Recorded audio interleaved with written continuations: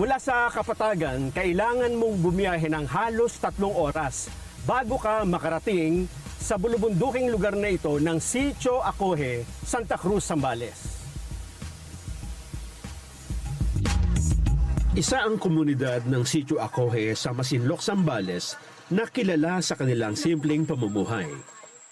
Malaking hamon ang pag-abot sa kanila dahil kinakailangan mong maglakbay mula sa bayan upang marating ang lugar na matatagpuan sa kabundukan ng Zambales.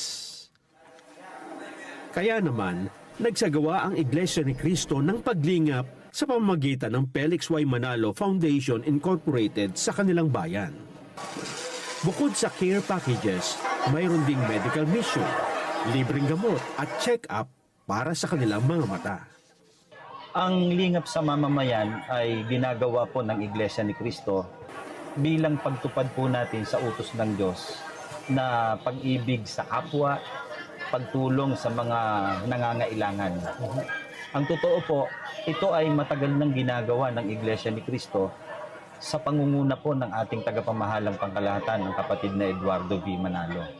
Tuloy-tuloy po ang ating paglingap saan mang dako sa pamamagitan po ng ating lingap, kahit papaano ay madudugtungan po nito ang kanilang pangangailangan.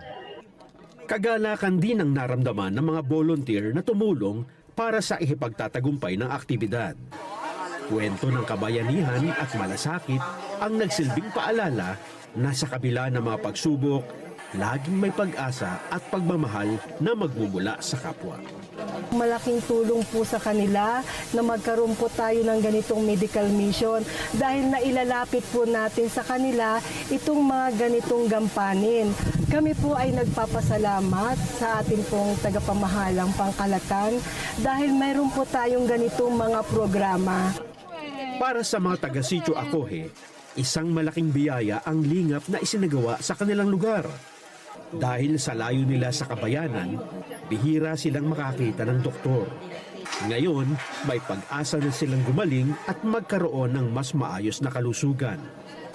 Labis at hindi matatawaran ang kanilang pasasalamat sa ibinigay na paglingap sa kanila ng Iglesia ni Cristo.